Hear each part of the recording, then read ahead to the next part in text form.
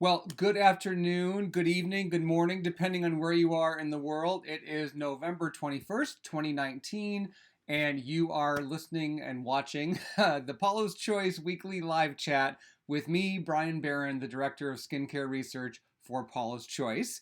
Today's topic is going to be sunscreen, or as some people call it, SPF, which stands for Sun Protection Factor. I can think of maybe one or two other areas of skincare that are as confusing and complex as the topic of sun protection. And it's unlike some other areas, though, like if you're talking about specific anti-aging ingredients, um, sunscreen is incredibly important to understand and to get right. It is a core, fundamental part of any well-designed skincare routine, no matter your skin type, no matter your age. It doesn't matter if you tan like a champ every time you go in the sun, because the truth of the matter is that any amount of color change your skin endures as a result of UV light exposure, even though it can be pretty. Not denying that. Unfortunately it's damaging. There is inflammation and damage happening beneath skin surface that you may what am I trying to say? You may see that as a beautiful, even golden brown tan now, but years later, the cumulative damage from those ongoing exposures, whether indoor tanning or outside in the sun, they're going to catch up with you. And I promise you, you will not like what you see. Worst case scenario, you could be diagnosed with one or more types of skin cancer. I don't want that to happen to you. So if you are new to sun protection, you're going to get a lot of good info from this hour. I will be taking your questions. What do we have going on right now? Okay, yep, stability. I'm going to touch on some key areas. Just as a heads up, I conferred with our social media team that they definitely have their ears to the ground, as they say, on the types of questions that you guys ask most on the topic of sunscreen. So we're going to be talking about the different types of sunscreen actives, synthetic versus natural. We're going to talk about how much to apply, when to reapply, and tips to make reapplication easier.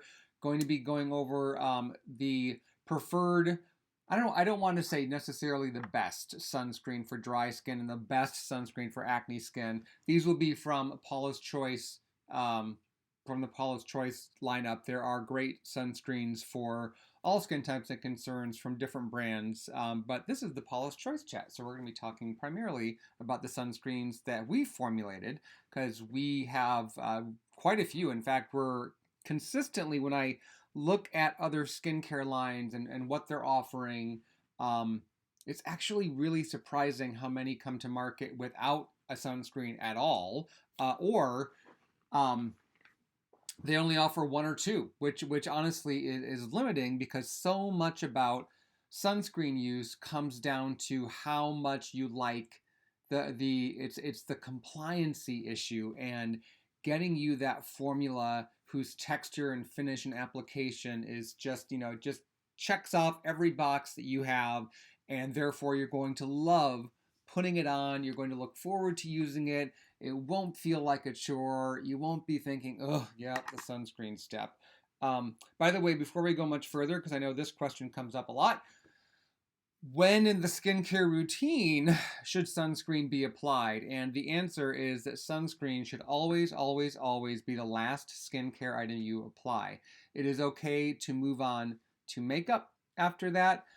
Even better, because we love layering sunscreens for added protection. Even better if you normally wear foundation, whether it's powder or liquid or some other texture, that foundation product has additional sunscreen. It's not required, it's just better if it does, because the more SPF rated products you layer, the better protection you're going to get, the less, and also depending on your level of activity, you will have to reapply less often. So I will get to your questions, believe me, and sunscreen questions will take precedence, but let's talk first about the different types of sunscreen actives.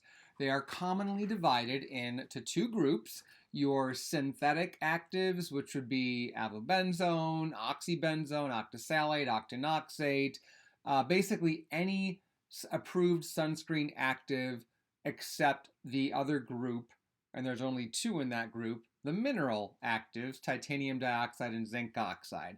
So this one's kind of easy to remember. You are it's a considered a synthetic sunscreen active or organic. Interesting, huh? Because we associate organic with being natural, but technically, from a chemistry point of view, the synthetic sunscreen ingredients are considered organic, and the so-called natural mineral sunscreen ingredients are considered inorganic. There's kind of some chemistry wordplay there that makes things more confusing. You don't necessarily need to worry about that. So those are the two groups, and they can be used. The mineral sunscreen actives, both titanium dioxide and zinc oxide, are capable of providing broad spectrum sun protection. There's some fairly compelling research that zinc oxide edges out titanium dioxide in terms of peak UVA protection. When you look at how those actives perform on skin and they measure it, with a waveform, you can see that the peak protection in the UVA range from zinc oxide is a bit higher than titanium dioxide. However, a lot of researchers believe that those two actives work better together in a formula. They're not necessarily clear why. What's been speculated is that because zinc oxide is a bit better in the UVA range, in the upper UVA range, and titanium dioxide is a bit better in the lower UVA range. There's UVA 1 and UVA 2. That might be why some people have speculated that they think because of its molecular structure that titanium dioxide provides slightly better UVB or sun burning protection than zinc oxide, but you'll see a mix. You'll see mineral sunscreens that combine them. You'll see mineral sunscreens. Rare these days to see just titanium dioxide by itself. If you're going to see one of the two mineral actives alone, it's almost always going to be zinc oxide if we're looking at a newer sunscreen formulation. Reason being, first of all, there's more elegant forms of zinc oxide out there that cosmetic chemists can choose to create really aesthetically pleasing sunscreens. Just more has been done with zinc oxide. And then the secondary reason would be what I mentioned a moment ago, that zinc oxide has a slightly higher UVA peak than titanium dioxide does. Interestingly, though, I'll talk about the synthetic group in just a sec. The mineral sunscreens are often called natural. And although titanium is a metallic element that occurs in nature, zinc is a mineral, zinc oxide, metallic element. The process that takes what starts as a natural ingredient in order to make that cosmetically acceptable, cosmetically elegant, in order to remove the other heavy metals that naturally occur with those metals, to create a safe sunscreen ingredient. You don't want lead and cadmium on your skin. I hope you don't. It's not a natural process. So the end result is that although those two ingredients start in nature, the process that creates what we know of as cosmetic, over-the-counter sunscreen active, zinc oxide, and titanium dioxide, they're not natural. I mean, unless you have a very broad definition of what natural is. However, they do start from nature, whereas the synthetic sunscreen actives are created in a lab. Avobenzone, oxybenzone, octisalate, octinoxate, methylenthralenate, ecamsul, tinosorb, on and on and on. There's several of them. I think about 14 or 15 are approved for use in the United States, although about half of those aren't used nearly as much simply because they don't provide very good protection. They were approved decades ago before we knew what we do today about broad spectrum protection, which means both UVA and UVB. The first crop of sunscreen products to hit the market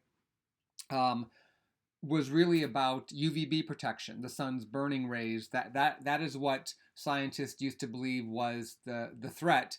And the UVA rays, which are commonly referred to as the tanning rays, were considered okay. Now we know that both, although they go about doing so in different ways, both are insidiously damaging to skin, with UVA because of its ability, that wavelength's ability to penetrate further into the skin, and because UVA rays are pretty much at the same intensity all day long, and UVB tends to be most intense depending on where you are in the world. The time frame can shift a bit, but generally UVB rays are considered most intense between 10 a.m. and 2 p.m. Some places, depending, it might be like 10 a.m. to 4 p.m., depending on how much daylight they get or how close you are to the equator. But the point is, UVB's intensity wanes. It's weaker in the early morning hours and then weakens again in the late afternoon, early evening hours. UVA is a threat to your skin from sunup to sundown. Okay, what else to say about the synthetics? The synthetic sunscreen actives, some of them are considered broad spectrum because they can protect up to 360 nanometers. Nanometer is a measure of light. Octinoxate actually may just be, if I'm not mistaken, it may just be octinoxate that has that distinction. Although octinoxate has that UVB protection and gets up to 360 nanometer UVA. The UVA wavelengths go up to 400 nanometers, so you really want more than that. I don't necessarily agree with octinoxate being broad spectrum. I get that it can be labeled that way from a regulatory standpoint. I just personally don't agree with it. I would not advise any of my friends or family to use a sunscreen whose sole active ingredient was octinoxate, unless you were layering that over another SPF sunscreen formula that I would consider more well-rounded. So the big difference between the mineral and the synthetic actives, separate from how they work, which I'll discuss in a sec, is that the synthetic actives, and I'm just going to call them synthetic actives for ease of separation, synthetic, mineral. The synthetic sunscreen actives are not necessarily UVA and UVB.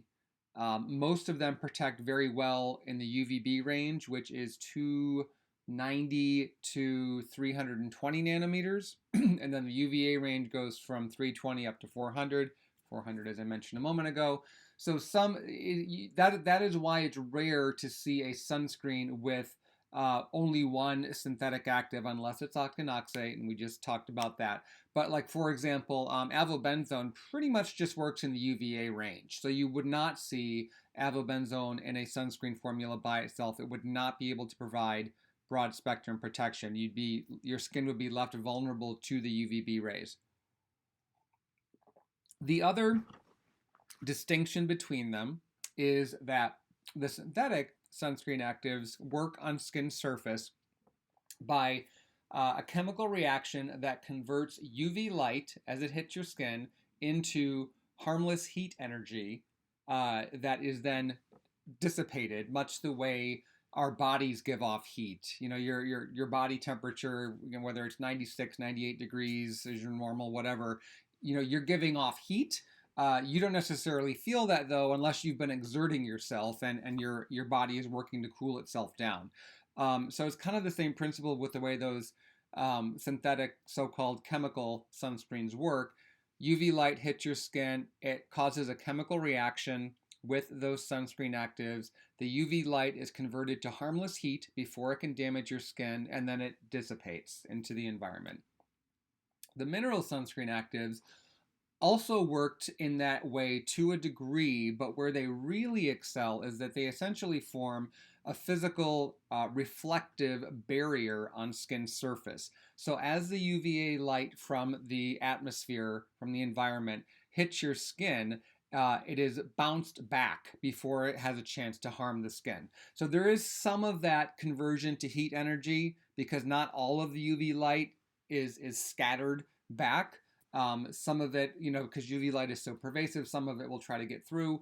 And that is where that conversion to heat energy can also happen. The conventional thinking for years was that it was very black and white, that mineral or the synthetic actives worked this way, the mineral actives simply work by reflecting and scattering. But we now know that they the minerals work in both ways. That is my theory. I'm a big fan of mineral only sunscreens. That is what I use. It is what I typically recommend to other people. Reason being, and this is strictly my opinion, it is strictly anecdotal. But whenever I have used a non-mineral sunscreen, I always get some amount of color. Interestingly, they do their job in that I'm with my skin color being as light as it is, I think I'm considered a Fitzpatrick type 1 or 2. I'd have to go relook at that. Fitzpatrick is a rating classification system of how different skin colors from very light to very dark react in the presence of sun. For example, I think it goes up to Fitzpatrick type 6.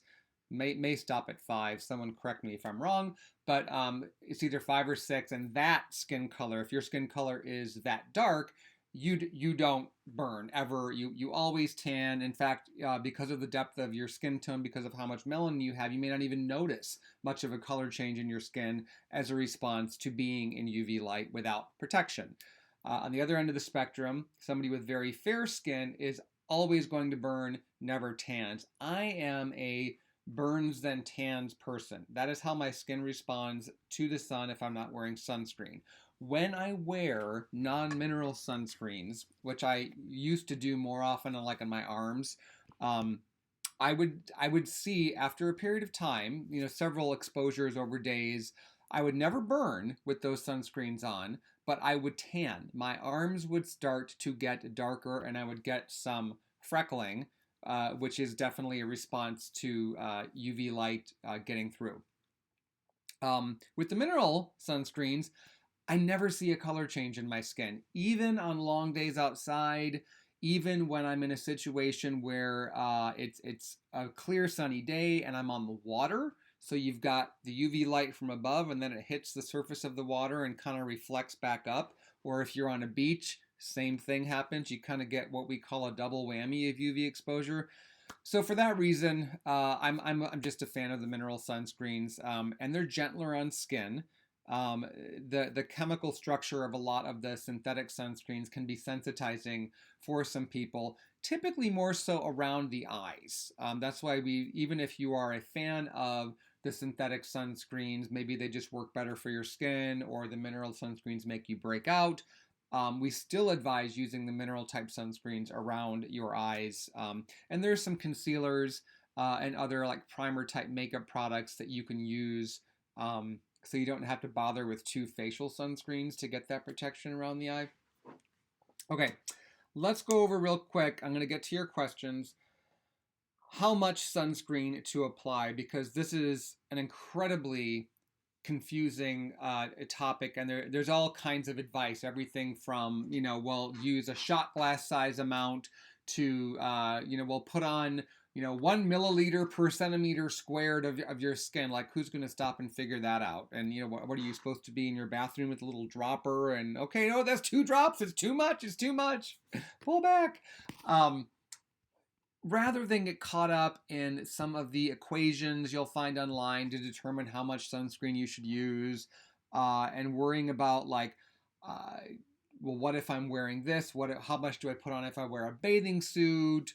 What if it's a 2-piece bathing suit? What if I'm also in the shade? What if on and on and on. The general advice that we give out is apply a layer of sunscreen that is visible, that you can see, and then let it absorb. Now, really quick aside on sunscreen absorption. When we talk about sunscreen absorbing, we do not mean that it goes from the skin into the body and there's no protection left on skin surface. Sunscreen ingredients are designed to stay on the surface of the skin. That is where you want them to be. That is where they work.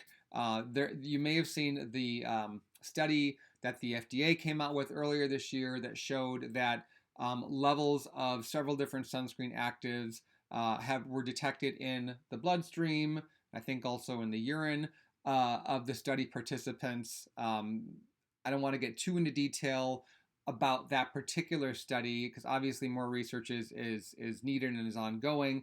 But the bottom line with that is that those ingredients are broken down and excreted, and it is not. It isn't a case of it's not a case of correlation equaling causation. The FDA was very quick, thankfully, to caution consumers that these results do not mean you should stop using sunscreen, do not mean that sunscreen ingredients are harmful or pose a health risk when used as directed. So it'll be interesting to see what further studies will reveal. I think for a bit of future casting,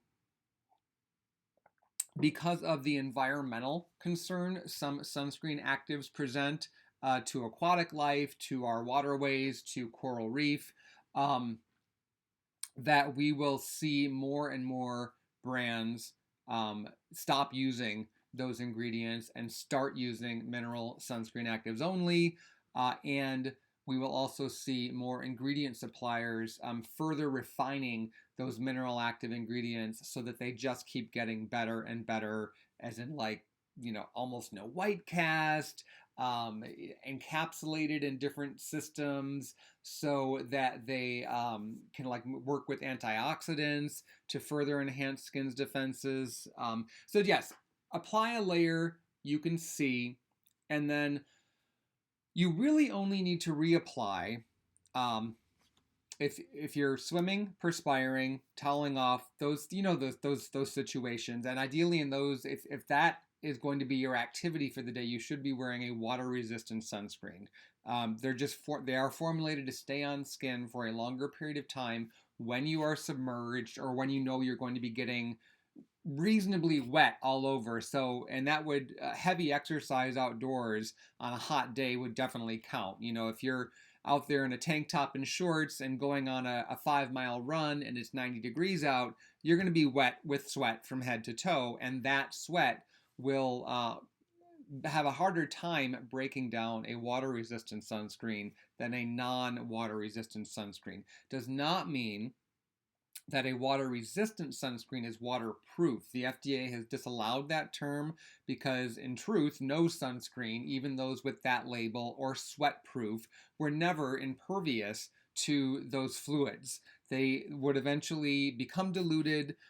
You would start to get uneven coverage, as it would break down more in one place than another, and on and on and on.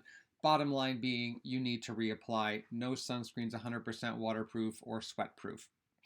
So what about reapplication during the course of a typical day where you're not engaging in strenuous activity outdoors, you're not going to the beach, you're not even in direct sunlight for very long. Maybe just you're getting exposed to sun, walking to your car, walking to your place of business or wherever you work.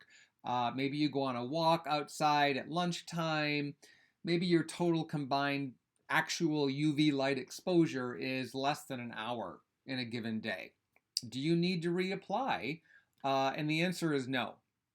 If during your morning skincare routine you are applying sunscreen liberally and evenly to all areas of exposed skin, different situation when it comes to your hands. If you're putting sunscreen on the tops of your hands and you wash your hands throughout the course of your morning, yeah, you're going to wash some of the sunscreen off and you're going to want to reapply it. So do try to keep a little tube or bottle of it stashed at your desk just so that you have that visual, or in your purse or wherever it's easy for you to remember to put it on after you wash your hands. How about that? So in that situation, no, it doesn't make sense to follow that reapply every 2 hours rule. It's silly because sunscreen, outside the presence of consistent exposure to UV light, it doesn't just break down because of the passage of time. It's a combination of time. Well, I shouldn't say combination. It is about the time you spend with your skin exposed to UV light. Now, The tricky part is, let's say you work in an office and you sit near a window. What about the UV light that can penetrate glass? UVB light cannot penetrate glass. UVA light can. However, a lot of modern day windows automatically have a UV coating that deflects or keeps those UVA rays from penetrating all the way through the glass and reaching your skin. And how you can kind of judge this for yourself, where if your workplace has you sitting near a window and sun routinely streams in through the window and you're not getting tan, if you're someone that can tan in response to UVA light, then that's a pretty good sign that that window is treated in some fashion. But just to be sure, you can always ask the building manager, the maintenance person, and if it's not, and you're concerned and you have the wherewithal to do this, you could find out about getting UV adhesive for windows. They make like different UV protective films you can put. It's sort of like tinting car windows, but it doesn't necessarily tint the windows as much.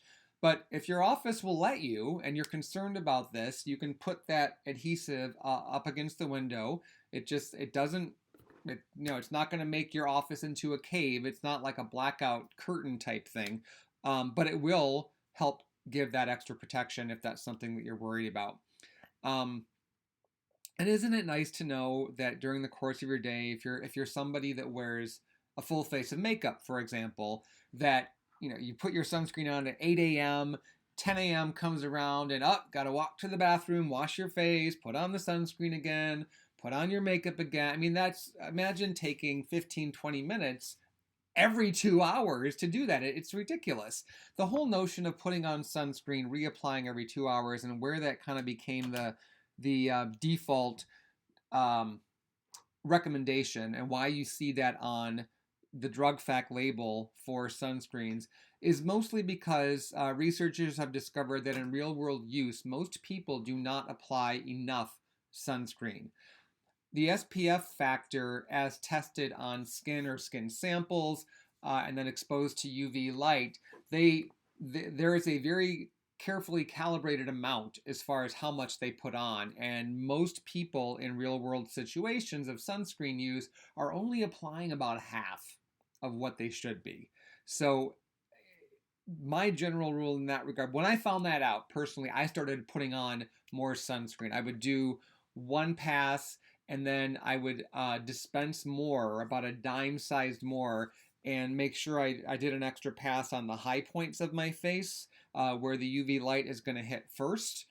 The bridge of the nose, the tops of the cheekbones, the hairline area through here. Make sure I got my neck, make sure I got up behind here because I have shorter hair. If you're a person with longer hair that hangs back and covers that part of your neck, unless your hair is very thin, I wouldn't worry about putting sunscreen back there. I actually think you can skip that unless you're wearing your hair up. It's all about, is the skin exposed or not?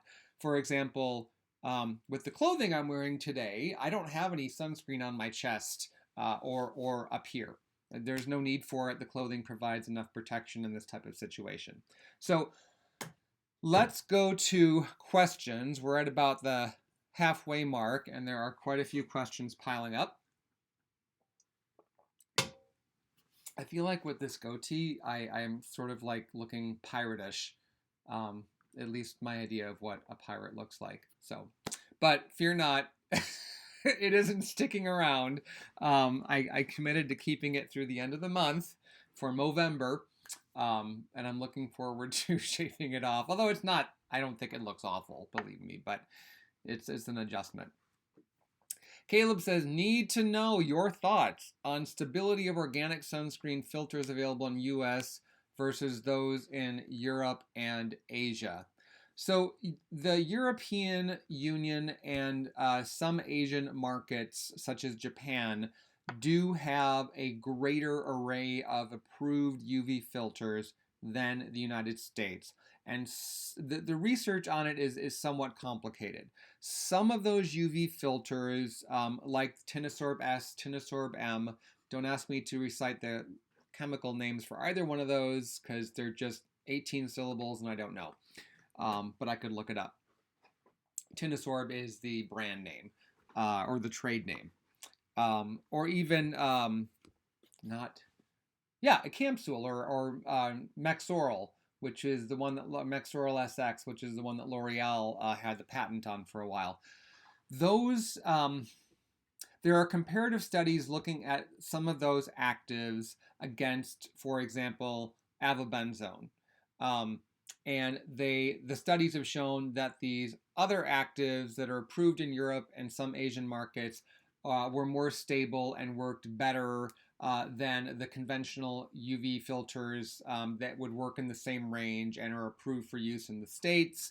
So then the question becomes, well, why aren't those European filters approved for use here?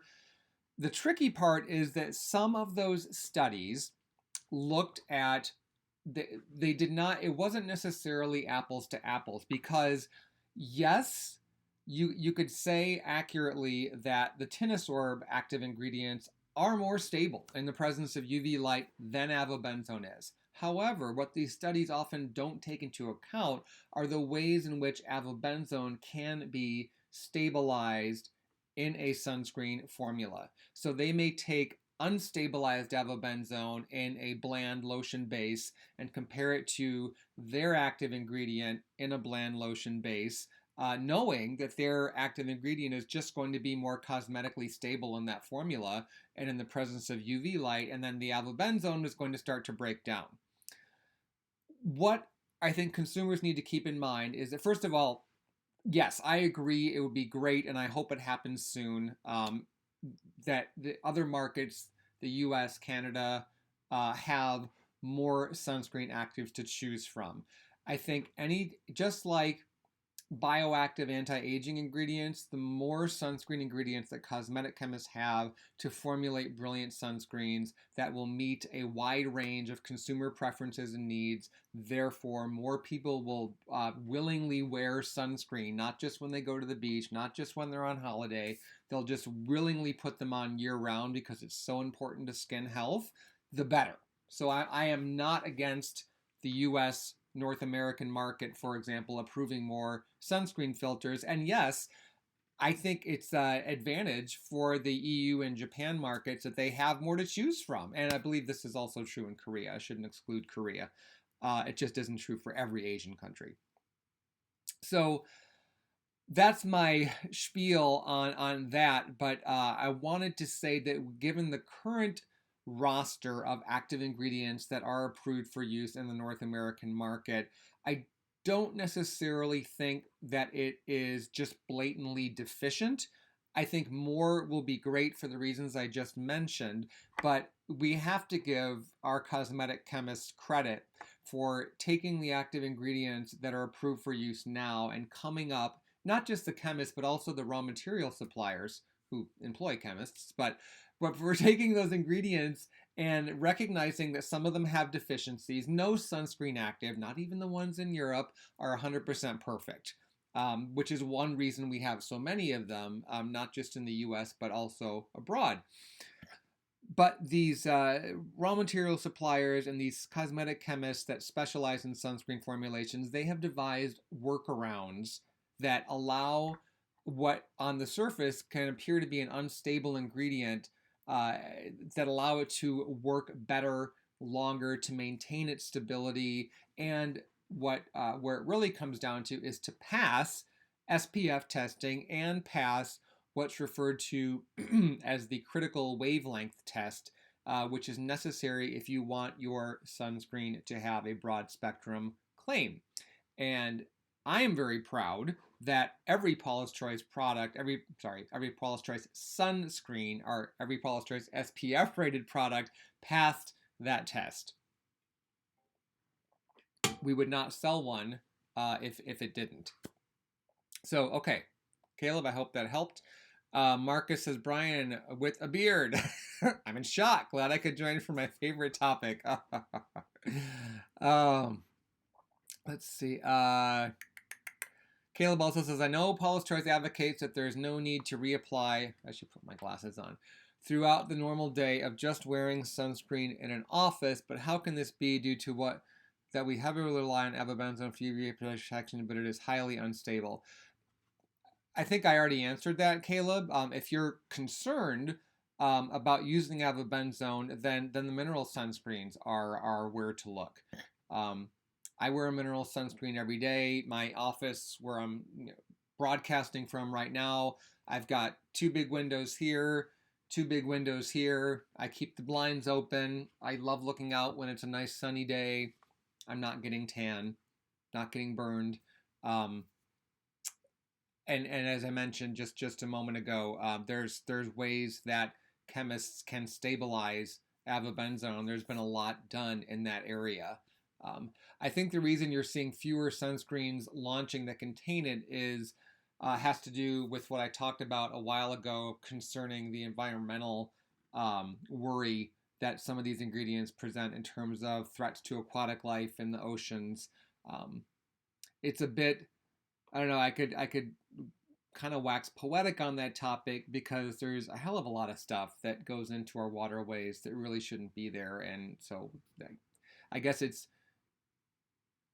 yeah, there's a lot. The bottom line in that regard is that there's a lot more that the entire world could do to minimize what we don't want going into our waterways, because keeping those waterways as healthy as possible is incredibly important to our survival. Oh, okay, let's see. Marcus, would PC ever consider making a sunscreen for outside of the US that contained a more photostable filters like Canister, Unival, etc.? We haven't looked in depth at that.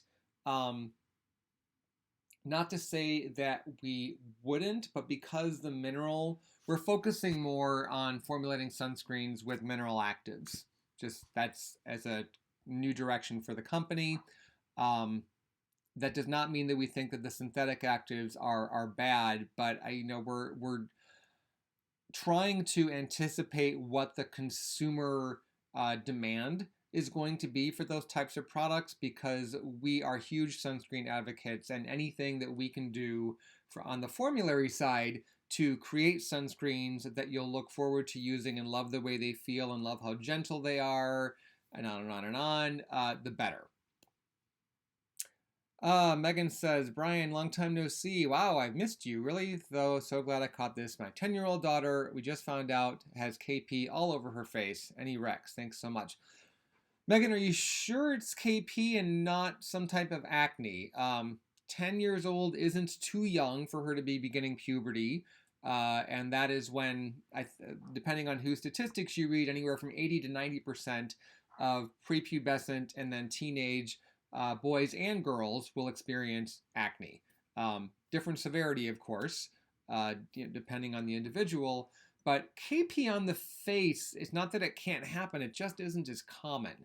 However, if you've been to your dermatologist and that's what they say she's dealing with, the go-to for KP anywhere on the body is going to be salicylic acid.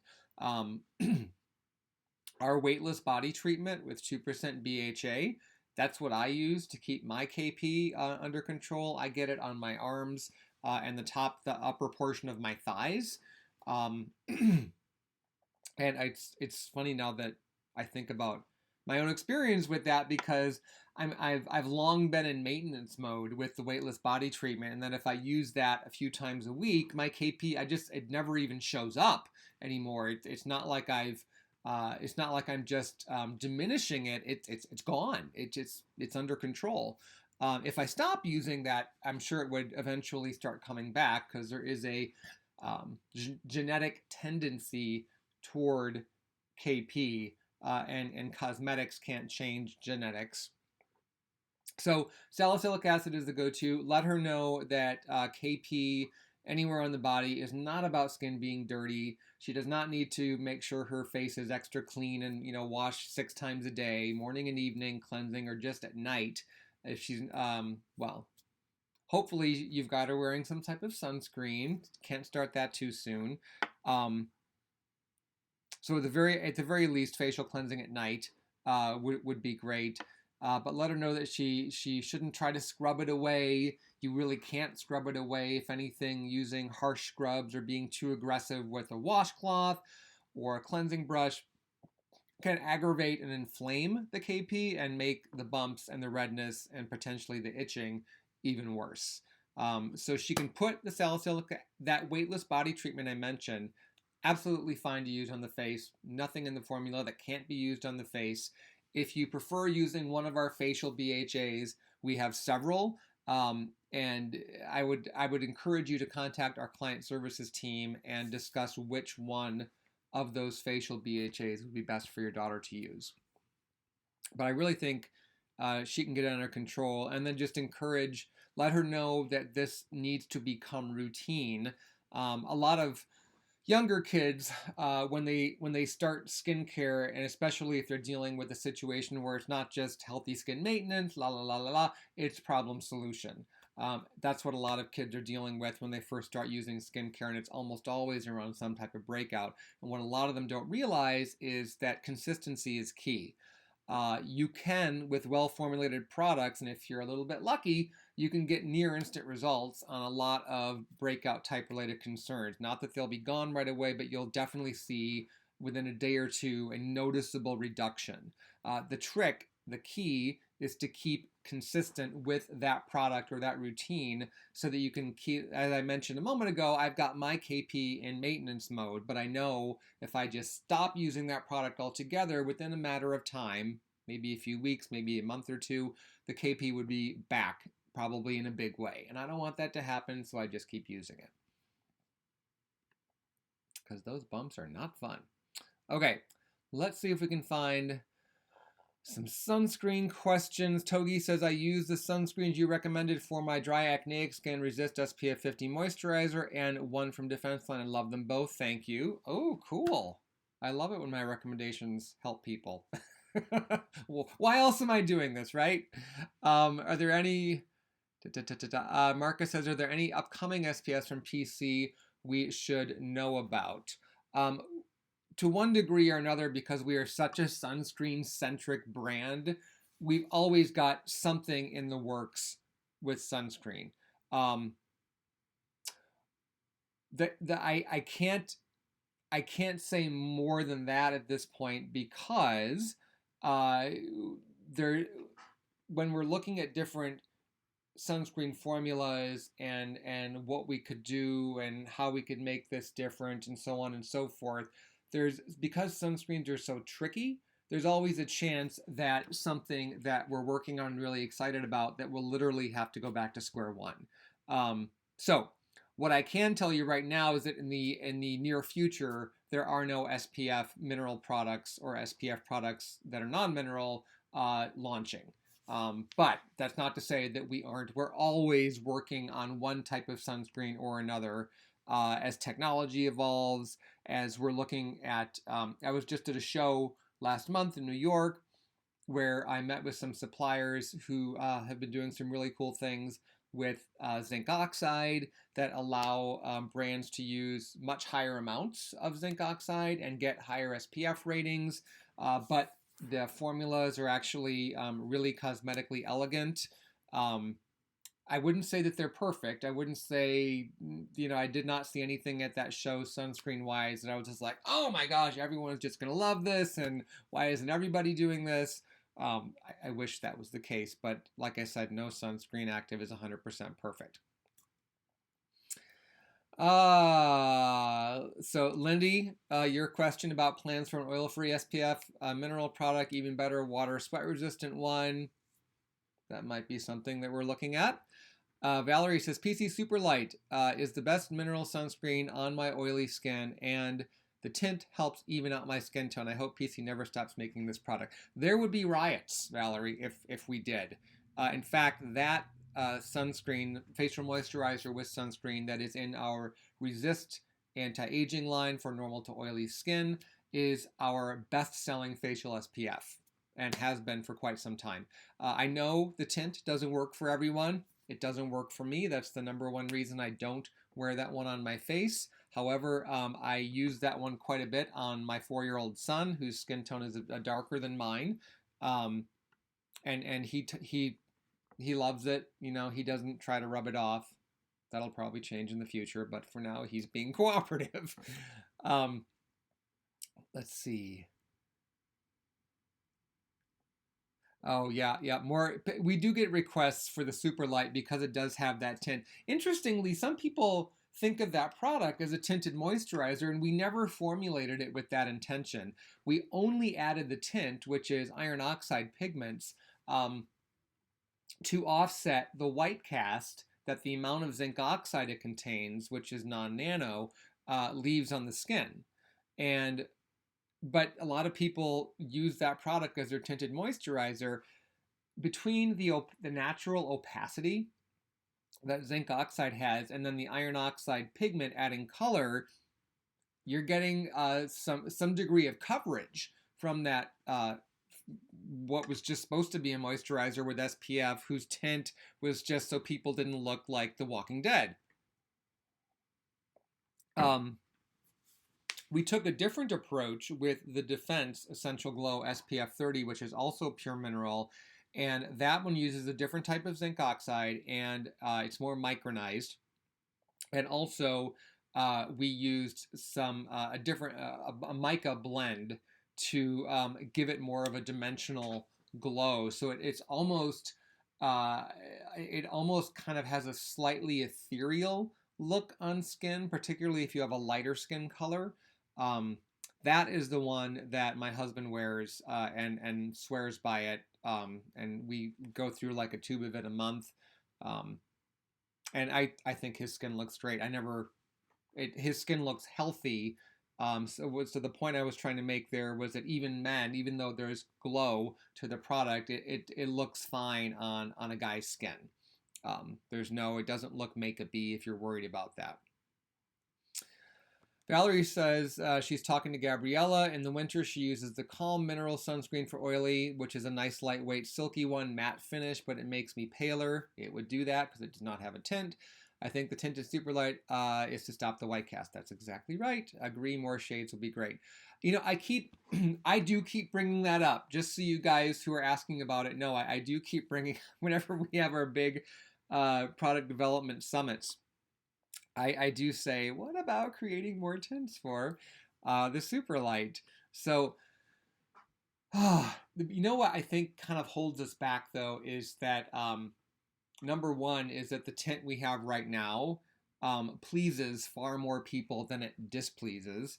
So then the question is, if we go a bit lighter, how many people are we going to make happy versus how many people are we going to upset? And then if we go, if we add another shade that's darker than what we have now, is it going to be dark enough? And so then it kind of it's one of those things. It's one of those puzzles that can quickly kind of spiral and turn into this. Well, what about? And I mean, just being very, very honest here, I think it's kind of gotten us to a point where we have what I would call indecision paralysis, in that we just don't do anything because it feels too much like creating more shades would just open up this can of worms that we would never be able to close. And then, we go the route of Fenty Beauty and we've got 48 tints for one sun. I mean, and that's obviously for inventory reasons and the cost of formulary testing and on and on and on. That's just not realistic. And again, that product was never intended to be, a tinted moisturizer or makeup-y. But at the same time, I get that a lot of people perceive it, and I understand why they do. So I will keep bringing it up. We will keep talking about it. Yeah, so I know, I hear the frustration, but on a happy note, like I mentioned, more people like the current product tint than dislike it. Jerry says, what is the photostability of PC synthetic sunscreens? In particular, how much of the avobenzone degrades? Does the UVA change, or is it very stabilized in PC formulas with octocrylene and oxybenzo? We do use octocrylene a lot. We also use select other ingredients that are, I believe they're referred to as triplet quenchers. They basically, avobenzone can get overexcited in a formula when it is on, not in a formula, when it is on skin and skin is exposed to UV light. So the triplet quenchers can go in and basically tell avobenzone to stop being so excited, because that causes you to be unstable. Much the way when someone is just kind of like, they're so excited and they're jumping up and down and yay, it's almost Christmas or whatever. They're kind of like, calm down, buddy. You're a little unstable there. What's up? That's kind of, a good example in real life of what chemically happens to avobenzone when it isn't stabilized, when there's nothing in the formula to help level it out, so to speak. All sunscreen ingredients, though, we have not done, to the best of my knowledge, we have not done a test on the avobenzone in our formulas where we put it on people's skin and then we send them out in the sun and then we have them come back in and we measure how much of the avobenzone has broken down and how much is still viable. The reason we haven't done that is because all sunscreen actives break down eventually in the presence of UV light. Even the mineral ones, they just take longer to do it, but all of them do. That's one of the core reasons that you need to reapply when you are in direct sunlight or going to be outdoors for more than a couple of hours. That's just sunscreen chemistry. The manner in which these most of these ingredients work causes their gradual breakdown and makes reapplication necessary, along with factors like sweating, mixing with your skin's oils, people's tendency to touch their skin, rub your face, rub your arm, and a lot of that is absent-minded, but every single time you're rubbing off a little bit more of your sunscreen.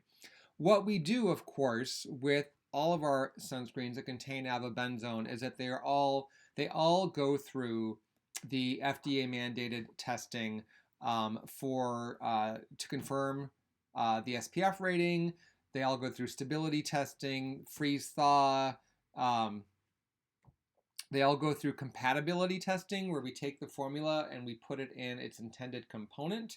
It may not be like completely decorated, but it's the exact type of component and the exact materials we intend to use. And then how does that do? And all of this stuff is pre-market. All of this happens before the product is ever sold to the public, including the critical wavelength test, which gets you your broad spectrum label.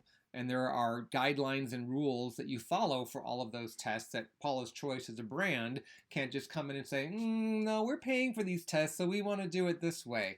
Or we don't like those results. What if we give you a little bit more money? There's not a wheeling and dealing going on behind the scenes to, so that the outcome is skewed in the brand's favor. It's all very, speaking for the US market, it's all very regimented, and it's, you have to go through every single step. And we have had formulas before that we thought were just, we loved them. We wanted to bring them to the market, and everything fell apart.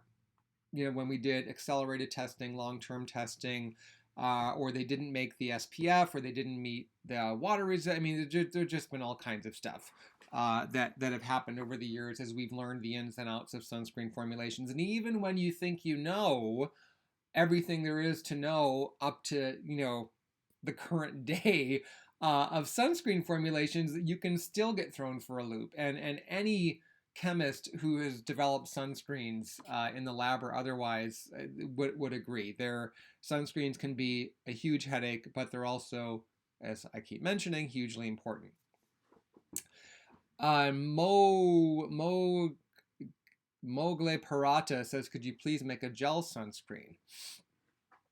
I would love it if we did, because I think that the gel texture can be really, really intriguing for sunscreens. But here's the problem, and why we haven't done one yet. Gels, if we're talking a traditional gel, a water-based gel, in order to solubilize the active ingredients, you typically need to use an emulsifier or an ester or an emollient type ingredient that has those properties that will allow the sunscreen actives to be dispersed throughout the formula and apply evenly to skin so that they don't agglomerate, so that you don't get better coverage here than you do here. You're getting the SPF protection on the label, and on and on. One of the ingredients that can do that and allow you to create a gel texture in a water-based formula is denatured alcohol, but we don't use that ingredient except in the rare instance of the skin recovery antioxidant serum, where there's a teeny tiny amount that we have to list because it is part of the solubilization, that's a long word, of one of the antioxidants. But the amount of denatured alcohol in that serum is like 0.01%. It's not going to impact. You need at least about, if I'm remembering the study correctly, you need at least 0.2% denatured alcohol to start seeing a negative effect on skin cells. So that is well below, to say nothing of all of the nourishing oils and antioxidant ingredients in that serum that precede it. So just wanted to clarify. So I know some people are very literal about that, and they're like, wait a minute. But gel sunscreens need a high, if you're going to create that gel texture and have it be clear, for example, you need to use something like alcohol, or you need to use denatured alcohol in a higher amount, like 13 to 15%, or you need to use a lower amount of denatured alcohol or similar type of solvent along with a penetration enhancing type of glycol, or like a butylene glycol or propanediol. That type of an ingredient would do it, maybe coupled with some carbomer to give it that gel-like thickness.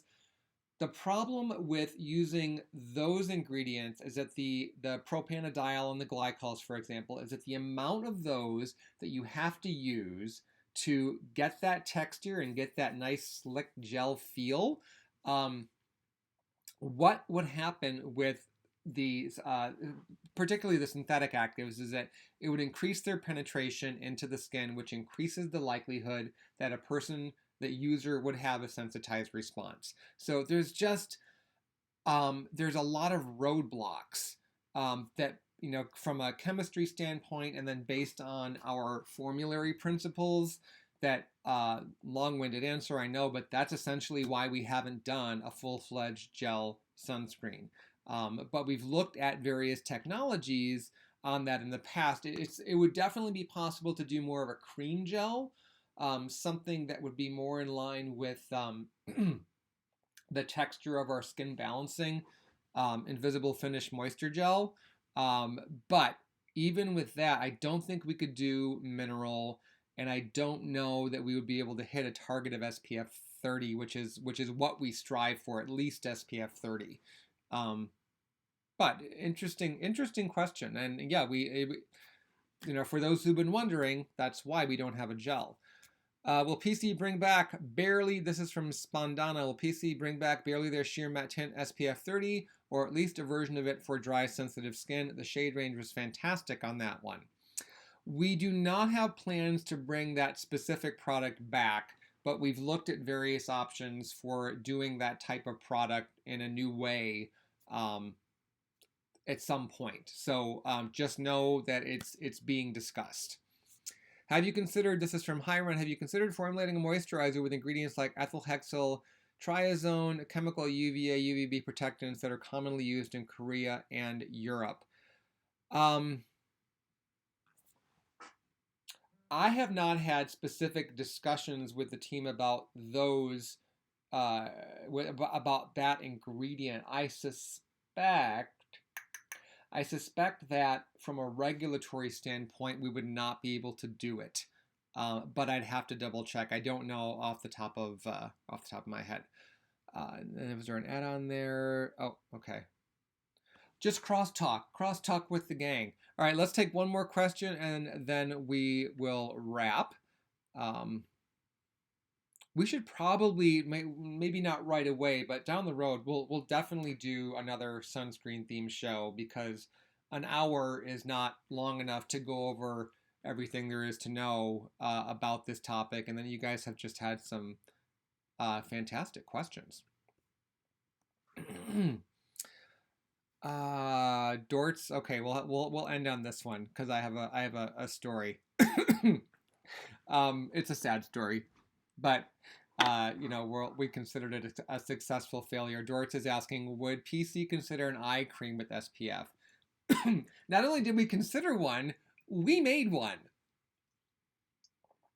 You guys never saw it because it never officially launched. But to give you an idea of how close we got, Paula and I literally went to New York and met with beauty editors and hosted a couple of events, and we talked about and shared out this little tube of Resist eye cream with sunscreen and a little bit of a tint. It was kind of an illuminating type tint that I'm sure if you like think of Touche, Clot, those types of highlighters where it's not really giving you coverage so much as just brightening. Because the mineral actives, because of their how they look on skin, they're giving you some brightening anyway.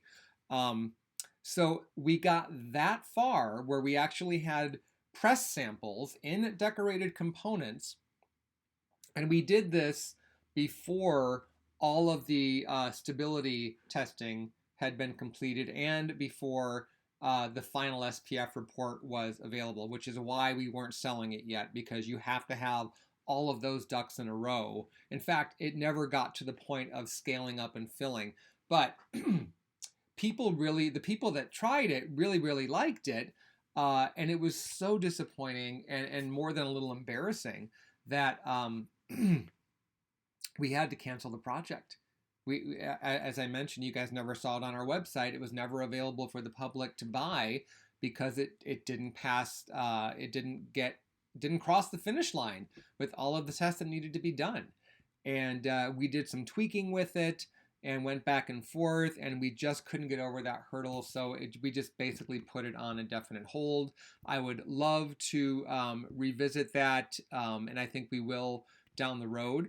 The other thing that we found out that kind of, I don't want to say soured us, but it was just a bit like, oh, well, let's not necessarily spin our wheels so much, because a lot of work and effort went into not only the original product, but trying to figure out what happened, how we can make it, how we can get it across that finish line, how we can bring this to market.